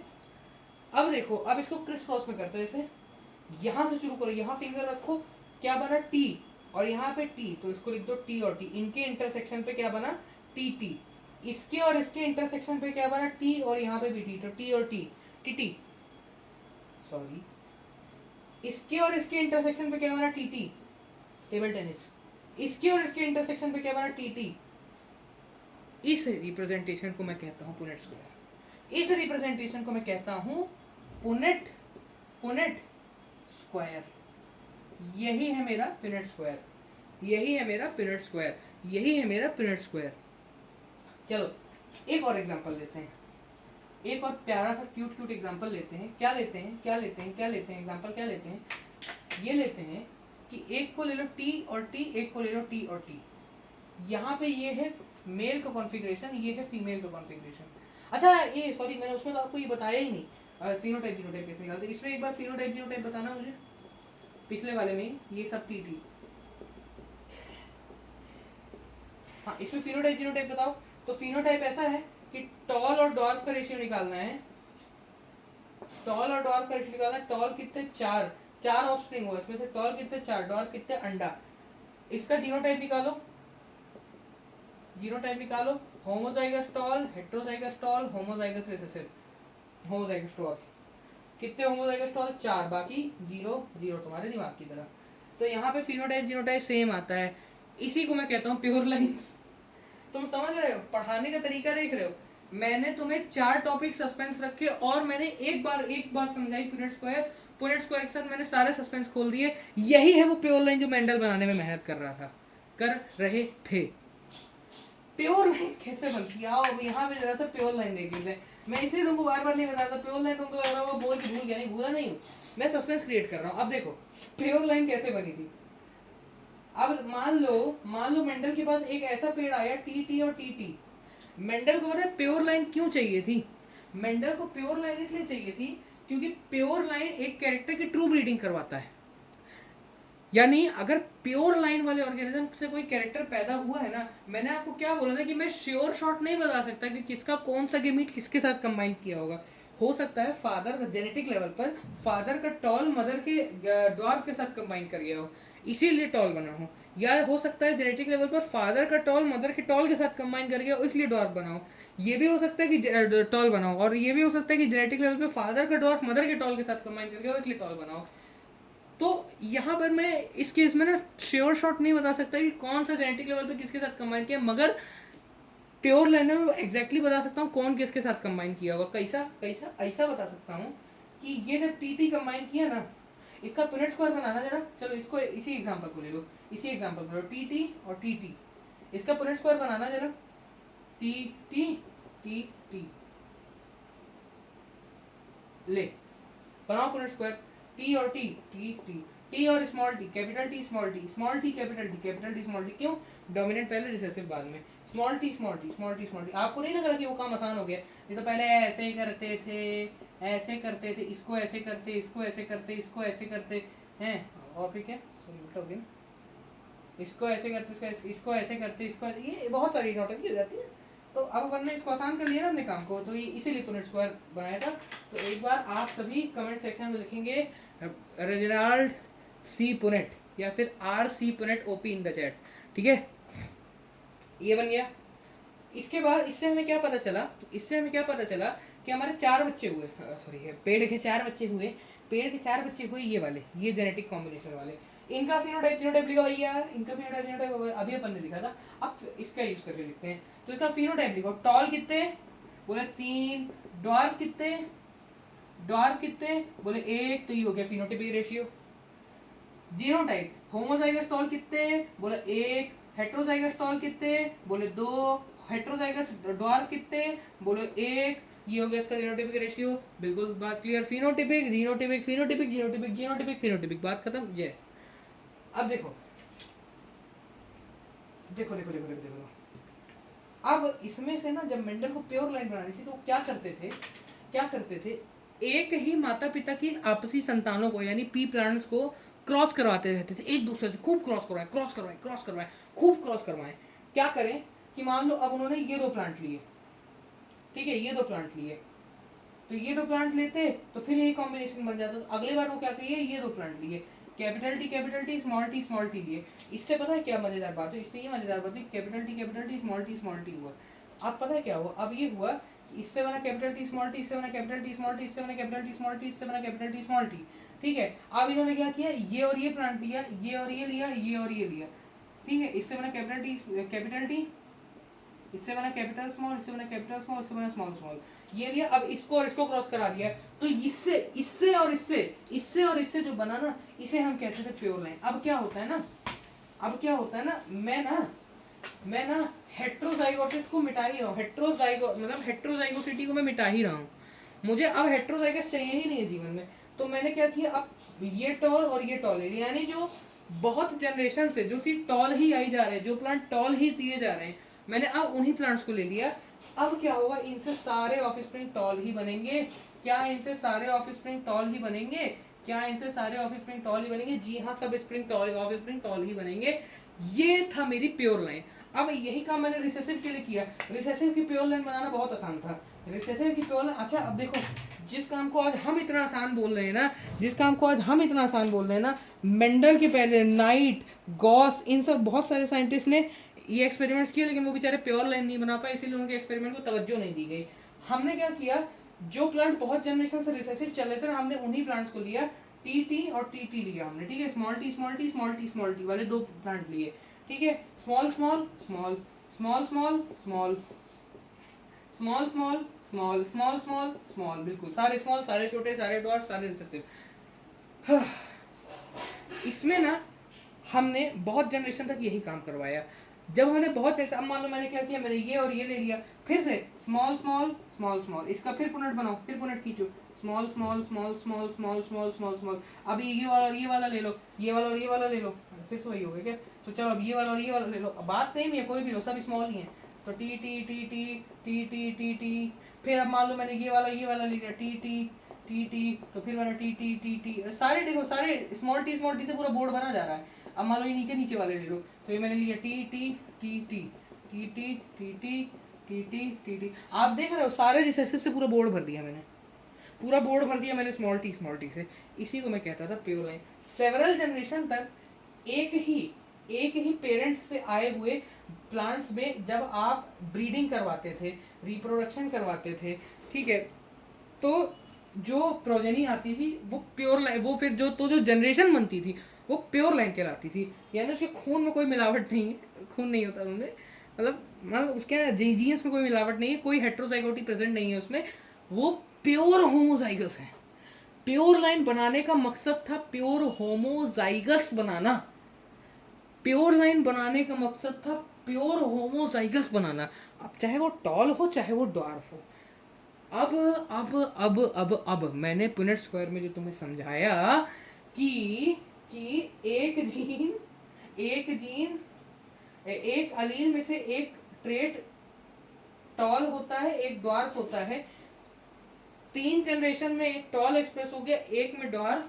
यही है मेंडल का पहला नियम इनहेरिटेंस का, that is the law of dominance, that is the law of dominance, that is Mendel law of dominance, जो कि कहता है gene and factor are, gene या फिर फैक्टर। एक्चुअली ना मेंडल ने जब ये स्टडी की थी ना, तो उन्होंने पता है क्या कहा था कि पेड़ से कुछ तो ऐसी चीज है जो एक पेड़ से दूसरे पेड़ पर जा रही है, जिसकी वजह से उनमें वेरिएशन आ रहा है, उसी चीज को उन्होंने फैक्टर का नाम दिया, जिसे आज हम जीन के नाम से पुकारते हैं। ठीक है, उन्होंने क्या कहा, 3 स्टेटमेंट कहे, जीन्स और factors are the discrete unit, ये आप एनसीईआरटी से पढ़ सकते हैं, जीन्स और factors are the discrete units, discrete मतलब अलग अलग, units which express a specific character in our cell.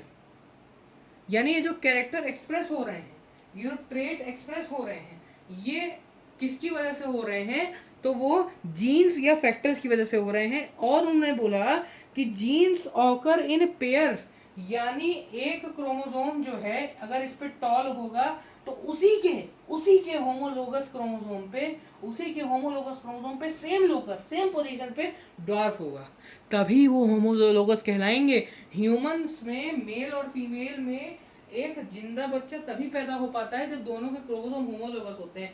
एक ह्यूमन और एक हॉर्स में क्यों बच्चा जीवित पैदा नहीं हो पाता? क्या हाइब्रिडाइजेशन नहीं किया? क्या लायन और टाइगर का हाइब्रिड बना के लाइगर नहीं बनाया? क्यों? क्योंकि उसमें most of the genetic combination homologous था, इसीलिए बच्चा जिंदा हो गया। आपको क्या लग रहा है कि अगर आप एक लायन और एक गोट में हाइब्रिडाइजेशन कराओगे तो क्या जो बच्चा पैदा होगा वो जीवित होगा? नहीं होगा, क्योंकि उनका जेनेटिक पेयर एकदम अलग है। क्या आप एक हॉर्स में और एक डोंकी में करवाओगे तो हाँ हो सकता है, because they belong to the, मतलब देखो आपका ना होमोलॉजी डिपेंड करती है कि आप सेम स्पीशीज के हो, तो बिल्कुल आपके सेम स्पीशीज का होने का मतलब ही होता है, सेम स्पीशीज के होने का मतलब ही होता है which can interbreed and produce fertile offspring. मगर हाइब्रिड कभी फर्टाइल नहीं होते। क्या आपको ये बात पता थी? खच्चर म्यूल फर्टाइल नहीं होता, म्यूल कभी बच्चे पैदा ही नहीं कर सकता, वो स्टेराइल होता है। क्यों होता है? क्योंकि वो एक हाइब्रिड है, वो घोड़े और गधे का हाइब्रिड है, वो एक हाइब्रिड ऑर्गेनिज्म है। ठीक है, ऐसे ही लाइगर इज नॉट फर्टाइल, क्योंकि वो लायन और टाइगर दो अलग अलग स्पीशीज है ना, पैंथेरा टिग्रिस और पैंथेरा लियो, इनके साइंटिफिक नेम होते हैं, मैं आपकी जनरल नॉलेज के लिए बता रहा हूँ। तो ये दो अलग अलग स्पीशीज है भाई, तो ये फर्टिलाइज जब करेंगे आपस में, जब ये प्रजनन रिप्रोडक्शन करेंगे तो ये कोई फर्टाइल ऑफस्प्रिंग पैदा ही नहीं कर पाएंगे, तो यानी liger is a sterile offspring. तो मेंडल ने क्या बोला? मेंडल ने ये बोला कि यही फैक्टर हैं जो हमारे सेल में चेंज कराते हैं, जीन जो है पेयर में ऑकर करते हैं, और व्हेन टू अलील नहीं कहेंगे, एक अलील होता है, अलील मतलब ही पेयर होता है, तो when allele form a pair then only one out of them expresses itself, therefore called dominant. कुल मिला के मैंने जो आपको अभी तक जो बात चिल्ला चिल्ला कर बताई कि जब अलील मतलब क्या होता है? अपोजिट मतलब अगर एक टॉल तो एक ड्वार्फ, जब ये दोनों एक साथ किसी सेल में चले जाते हैं तो इनमें से जो भी एक्सप्रेस कर जाएगा वो डोमिनेंट कहलाएगा। जैसे एक अगर टॉल का ड्वार्फ का जीन गया था तो टॉल ने एक्सप्रेस कर दिया, इसीलिए टॉल को मैं क्या कहता था? टॉल को मैं कहता था डोमिनेंट ट्रेट, और इसे मैं शॉर्ट को या ड्वार्फ को क्या कहता था? रिसेसिव ट्रेट कहा करता था। इसी कारण से ठीक है, डोमिनेंट रिसेसिव, डोमिनेंट रिसेसिव। तो ये अपन ने लॉ ऑफ डोमिनेंस समझ लिया। कल मैं आपको टेस्ट क्रॉस और बैक क्रॉस समझाऊंगा, क्योंकि अभी ना फिनोटाइप और जीनोटाइप अधूरा है। प्योर लाइन जैसे होती है वैसे ही टेस्ट क्रॉस और बैक क्रॉस भी होता है। एनसीईआरटी का बहुत छोटा सा भाग है। एनसीईआरटी से ना लॉ ऑफ डोमिनेंस पढ़ने जाओगे ना पागल हो जाओगे, उसमें बहुत बकवास लिखी हुई है, बहुत एक पेज में जबर। मतलब एनसीईआरटी की एक गंदी आदत है, जो चीज हमको शॉर्ट में समझ में आ सकती है उसे वो डिटेल में लिखते हैं, जो शॉर्ट में नहीं आ सकती उसको वो लोग बड़ा बड़ा करके लिखते हैं, उसको छोटा सा लिखते हैं, सॉरी। मतलब जो शॉर्ट में आ सकती है उसे जबरदस्त। तुम देखना एनसीईआरटी जब देखोगे तो एनसीईआरटी भी इतना लंबा सा उसको समझाया हुआ है ना। और जो चीज़ समझानी चाहिए, जो जेनेटिक्स में जो टेस्ट क्रॉस बैक क्रॉस अच्छे से समझाया जाना चाहिए, क्यों करते हैं, क्या होता है, उसको छोटा सा लिख दिया। तो फिर भी आप जब एनसीईआरटी में देखेंगे तो आपको टेस्ट क्रॉस बैक क्रॉस वहीं पे लिखा मिलेगा जीन्स वाले सेक्शन में पूरे में, तो आप उसको देख सकते हैं। तो वो अपन कल करेंगे। अभी अपन ने यहाँ पे समझा, एक आध मैं आपको एग्जांपल और करा दूं पुनेट स्क्वायर के, फिर आज के लेक्चर को यहीं पे एंड करते हैं। नेक्स्ट में अपन बाकी का मेंडल लॉ और मेंडेलियन लॉज को पढ़ेंगे, टेस्ट क्रॉस बैक क्रॉस समझेंगे, और उसके बाद फिर अपन लॉ ऑफ सेग्रीगेशन पे चले जाएंगे एंड इंडिपेंडेंट असॉर्टमेंट पे चले जाएंगे। ठीक है, मतलब इंडिपेंडेंट असॉर्टमेंट के लिए ऑफकोर्स अपने को वो पढ़ना पड़ेगा डाई हाइब्रिड क्रॉस। उसके बाद अपन पढ़ेंगे एक्सेप्शंस ऑफ मेंडेलियन लॉज, जिसमें अपन पढ़ेंगे इनकम्प्लीट डोमिनेंस, को डोमिनेंस। उसके बाद अपन प्लियोट्रॉपी का मतलब समझेंगे, प्लियोट्रॉपी क्या होती है। ठीक है, उसके बाद अपन पॉलीजेनिक इनहेरिटेंस समझेंगे, फिर क्रोमोसोमल थ्योरी सटन बवरी वाली, और उसके बाद फिर अपन चले जाएंगे थॉमस एंड मॉर्गन के ड्रोसोफिला मेलानोगास्टर के एक्सपेरिमेंट में। ठीक है, फिलहाल एक आध एग्जांपल और कर लेते हैं पुनेट स्क्वायर के, फिर इसको रैप अप करते हैं। तो देखिए अभी अपन मोनो हाइब्रिड क्रॉस की ही बातें कर रहे हैं। जब मैं आपको डाई हाइब्रिड क्रॉस कराऊंगा तब आपको एक्चुअल इंपॉर्टेंस पता चलेगा पुनेट स्क्वायर का। आपको पता चलेगा क्यों रेजिनाल्ड सी पुनेट ने इतनी मेहनत करके पुनेट स्क्वायर बनाया था। तो अभी फिलहाल अपन दो तीन एग्जांपल कर लेते हैं। देखो, मैं यहाँ पर मेल का कॉन्फ़िगरेशन लूंगा और यहाँ पर फीमेल का लूंगा। ठीक है, क्या है, टॉल टॉल टॉल टॉल। ठीक है,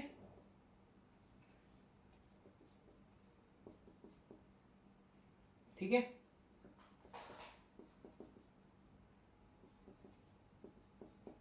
एक्चुअल में ये जो मैंने लिखे हैं ना ये गलत है, लेकिन मैं आपको बस समझाने के लिए इस चीज़ को लिखा हुआ है। ठीक है, आइए, ये इतने ही केस आपको मिलेंगे हाइट के केस में पुनेट स्क्वायर मोनो हाइब्रिड में। ठीक है, एक दो, चलिए लेते हैं, आइए इनको। तो मैं पुनेट स्क्वायर एक ऐसा अच्छे से बना दे रहा हूँ, फिर इसको मैं ऊपर नीचे मिटाता चलूंगा और इसी पुनेट स्क्वायर में अपन नए नए जो एंट्रीज करते जाएंगे।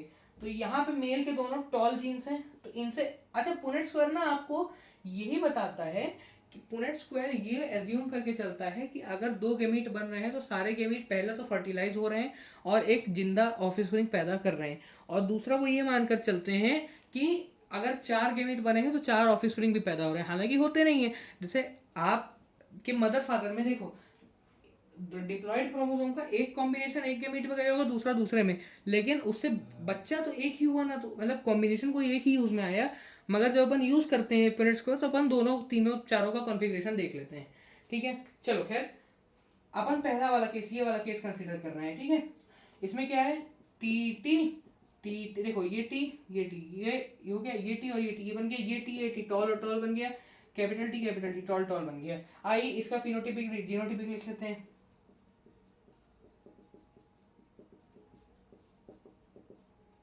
और इसका जीनोटिपिक रेशियो लिख लेते हैं। ठीक है, थोड़ा सा छूट जाती है कहीं पे, माफ कीजिएगा। इसका देखो फिनोटिपिक रेशियो कैसे लिखा जाता है, टॉल वर्सेस ड्वार्फ लिखेंगे, टॉल इज टू ड्वार्फ। ठीक है, और यहाँ पे लिखेंगे capital T small T small T small T, homozygous tall heterozygous tall homozygous dwarf, इतना कर लिखेंगे, स्मॉल टी लिखा है। ठीक है, और यहाँ पर भी स्मॉल टी लिखा है। चलिए आइए, तो यहाँ पे टॉल कितने हैं, चार में से एक दो तीन चार, चार टॉल हैं, ड्वार्फ कितने हैं, zero. This is a pure line, line नहीं बोलेंगे क्योंकि इसमें जनरेशन बहुत सारी नहीं है, एक ही जनरेशन है, तो this is a pure tall generation. यहाँ पे जीनोटिपिक रेशियो, होमोजाइगस टॉल कितने, चार है, हेट्रोजाइगस टॉल कितने, जीरो, होमोजाइगस रिसेसिव कितने, जीरो।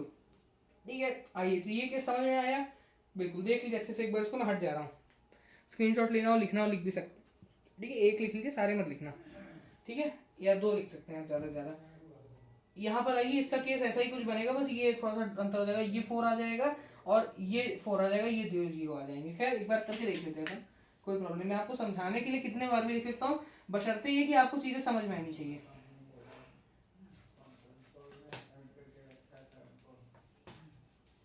आइए, तो ये वाला अपना केस कंप्लीट। अब इस वाले पे आते हैं। Small T small T small T small T, father mother, ठीक है। Small T small T small T small T small T small T और स्मॉल टी स्मॉल टी, सारे स्मॉल हो गए। अब देखिए टॉल कितने, 0, इस समय से कोई टॉल नहीं आएगा क्योंकि यहाँ पे टॉल का जीन ही नहीं है। डार्क कितने, 4, तो ये आ गया 0:4, ये फिनोटाइपिक रेशियो है। होमोजाइगस टॉल कितने, 0, हेट्रोजाइगस टॉल कितने, 0, और हेट्रोजाइगस ड्वार्फ यानी हेट्रोजाइगस रिसेसिव कितने, 4, ये आ गया आपका। देख लीजिए, स्क्रीनशॉट ले लीजिए, नोट करना हो तो नोट कर लीजिए। आगे बढ़ते हैं। देख लिया, कर लिया, चलो आगे बढ़ो, आगे बढ़ो, आगे बढ़ो, ठीक है। हे भगवान, चलो ये दूसरा हो गया। अब यहाँ पे आ जाइए, टॉल टॉल ड्वार्फ टॉल, यहाँ पर आ जाइए। चलिए इसको लिखते हैं, टी टी, तो capital T small T, T T capital T small T, capital T. ये पहली ऐसी जगह है जहाँ पे अब आपको ये वाला पूरा रेशियो दिखने को मिलेगा, आप कहीं पे 0 नहीं मिलेगा इसमें, ठीक है। हर जगह कुछ ना कुछ मीनिंगफुल आएगा। सॉरी, यहाँ पे अभी भी आपको नहीं मिलेगा, ठीक है। यार आना तो चाहिए, कुछ गड़बड़ हो गई क्या? हाँ गड़बड़ हो गई ना, स्मॉल टी था, ठीक है। इसमें अभी 2 एग्जांपल्स और ऐड कर लो, capital T capital T capital T small T capital T small T capital T capital T. इसमें तो अभी और आ सकते हैं, पता है कैप, इसमें और मैं चलो सारे करवाता हूँ आज आपको, ठीक है। 2 और आएंगे इसमें, small T capital T small T capital T small T small T small T. अब पूरा हो गया ये, अब इसको देख लेंगे। अब मैं जल्दी जल्दी करवाऊंगा है, अब अपन थोड़ा सा स्पीड बढ़ाएंगे। कैपिटल टी स्मॉल टी, ये बन गया। देखो फिनोटिपिक टॉल कितना, 1 टॉल 2 टॉल 3 टॉल 4 टॉल, सारे टॉल 0 डॉल। यहाँ पे genotypic homozygous tall 1 versus heterozygous tall कितने, 1 2 3, 3 वर्सेस 0। ये देखो अब ये वाला नंबर बढ़ेगा थोड़ा थोड़ा, ठीक है। ये हो गया, ये हो गया। आ जाइए आ जाइए, आगे बढ़े आगे बढ़े, ठीक है। अब ये वाला केस हो गया। अब अपन ये वाला केस बिल्कुल बिल्कुल इसके ऐसा है। अब यहाँ पे ये टॉल आ जाएगा, डॉर्फ आ जाएगा, ये टॉल आ जाएगा, और यहाँ पर ये टॉल आ जाएगा, ये डॉर्फ आ जाएगा, ठीक है। क्या, capital small capital small capital capital capital capital, और ये small small small small small capital capital small, ठीक है। टॉल कितने, 1 2 3, 1 2 3,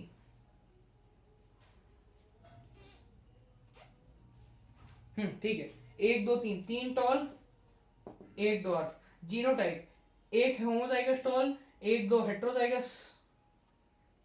वहां पर 0 नहीं आना चाहिए था ना यार, वहां पे एक 1, इसके पिछले वाले केस भी ऐसा ही था। उसको प्लीज अगर आप मॉडिफाई कर लीजिएगा, मुझसे थोड़ी सी गलती हो गई उसमें। ये इसके पिछले ये वाले केस में 0 नहीं आएगा, इसमें 1 आएगा, है ना। हेट्रोजाइगस ड्वार्फ में 1 आएगा। खैर यहाँ पे जीरो टाइप देखिए, टॉल टॉल कितने, होमोजाइगस कितने, T T 1, heterozygous T T कितने 2, हो ये 1, ठीक है। ठीक है, ये वाला केस भी अपना हो गया। अब यहाँ पर आ जाइए कि दोनों टॉल और इधर 1 टॉल 1 डॉर्फ ही सही है। तो देखो दोनों टॉल है तो ये टॉल टॉल आ जाएगा, ये दोनों टॉल है तो ये टॉल टॉल आ जाएगा, ये टॉल डॉर्फ है तो ये टॉल डॉर्फ आ जाएगा, और ये ऐसा ही आ जाएगा। तो यहाँ पे देखो टॉल कितने हैं, 1 2 3 टॉल 4 टॉल, चारों टॉल है यहाँ पर, चारों टॉल है यहाँ पर, ठीक है। क्योंकि यहाँ पर डॉर्फ एक ही है तो यहाँ पर ऑटोमेटिकली चारों टॉल, और डॉर्फ 0। होमोजाइगस टॉल कितने हैं, 2 होमो, देखो ये वाला नंबर बढ़ गया, ये घट गया। होमो ये दोनों बराबर हो गए, और डॉर्फ कितने हैं, 0, ठीक है। होमोजाइगस टॉल कितने, 1 2, हेट्रोजाइगस टॉल कितने, 1 2, और ये 0। देखो सबका आप जब सम करोगे आंसर 4 ही आएगा, तो यहाँ पे वेरीफाई करते चलना है, ठीक है। अब यहाँ पर देखिए, यहाँ पर देखिए, ये स्मॉल और ये दोनों कैपिटल, ये दोनों कैपिटल आपके, ठीक है। तो ये दोनों, ये स्मॉल टी हो जाएगा, ये कैपिटल कैपिटल हो जाएंगे, और ये कैपिटल स्मॉल हो जाएगा। अभी यहाँ पर भी फिर भी वही है। अब यहाँ पर क्या है, 1 2 3 4, 4 टॉल 1 डॉर्फ, 0 डॉर्फ, जीनोटिपिक में देखिए 1 और 2, 2 होमोजाइगस टॉल, 2 हेट्रोजाइगस टॉल और 0 डॉर्फ। तो ये वाला केस हो गया। अब यहाँ पे 2 इंपॉर्टेंट केसेस देख लेते हैं, जब दोनों डॉर्फ हो और 1 टॉल 1 डॉर्फ हो, तो यहाँ पर कैसे लिखेंगे, यहाँ पर कैसे लिखेंगे। तो यहाँ पर ऐसे लिखेंगे कि ये तो दोनों रफ है, तो टी टी का small capital T small T capital T small T small T small T small T small T. यहाँ पे ये बहुत बढ़िया केस है, यहाँ पे एकदम सेम सेम रेशियो आ गया। ये थ्योरी जो है टेस्ट क्रॉस और बैक क्रॉस के लिए, टेस्ट क्रॉस के लिए यूज करते हैं, ठीक है। टेस्ट क्रॉस के लिए अपन यूज करते हैं होमोजाइगोटी और हेट्रोजाइगोटी को निकालने के लिए। तो चलिए यहाँ पर देखें टॉल कितने हैं, एक दो, दो टॉल हैं और दो डॉर्फ हैं, तो यानी 2:2 या फिर सिंप्लीफाई करें तो 1:1 आ गया। होमोजाइगस टॉल कितने, एक भी होमोजाइगस टॉल नहीं है, 0। हेट्रोजाइगस टॉल 2 और होमोजाइगस रिसेसिव कितने, 2। करेक्ट। यहाँ पर आ जाइए, ये भी केस लगभग वैसा ही है, लगभग क्या पूरा ही वैसा ही है। इसमें अपन ने इन दोनों को अब यहाँ पे एक टॉल ले लीजिए, एक ड्वार्फ ले लीजिए, इसको मिटा ही देता हूँ, दूसरा बना दूँ जल्दी से, है ना। और यहाँ पर दोनों को ड्वार्फ ही ले लीजिए, capital T small T small T small T capital T small T और small T small T. Same same, दो टॉल दो टॉल, ठीक है, दो शॉर्ट, रेशियो सिंप्लीफाई करके 1:1, genotypic ratio. Homozygous tall 0, heterozygous tall 1 2 2, heterozygous dwarf 1 2 2। ये आपके सारे केस हो गए, पुनेट स्क्वायर पूरा खत्म। क्या आपको समझ में आया? बिल्कुल समझ में आया। वीडियो ज़्यादा लंबा नहीं करेंगे, वैसे ही बहुत लंबा हो गया, 1.5 घंटे का हो गया है। तो चलिए बाकी का अपन करेंगे नेक्स्ट लेक्चर में। आज के लिए बस इतना ही। आई होप आप सभी को समझ आएगा। कुछ भी डाउट हो तो प्लीज़ कमेंट सेक्शन में लिख कर जाएँ, फेंक दें अपना डाउट कमेंट सेक्शन में, मैं आराम से देखता रहूँगा उसको और आपका रिप्लाई कर दूंगा। हो सकेगा तो एक शॉर्ट वीडियो बना के उसके नीचे उसका लिंक डाल दूंगा, आप वहाँ से देख सकते हैं। नेक्स्ट वीडियो में अपन लॉ ऑफ सेग्रीगेशन पढ़ेंगे, pure test cross back cross पढ़ेंगे, लॉ ट्राई हाइब्रिड क्रॉस पढ़ेंगे, इंडिपेंडेंट असॉर्टमेंट पढ़ेंगे, deviation from Mendel's law, exception of Mendel's law पढ़ेंगे, और फिर अपन प्लियोट्रॉपी, पॉलीजेनिक इनहेरिटेंस, ये सब चीज़ें भी आगे सब्सिक्वेंट लेक्चर्स में पढ़ते रहेंगे। तब तक के लिए पढ़ते रहिए, काम धाम करते रहिए और अपना बहुत बहुत ध्यान रखिए, पढ़ाई कभी मत छोड़िए। Bye bye everyone, thank you.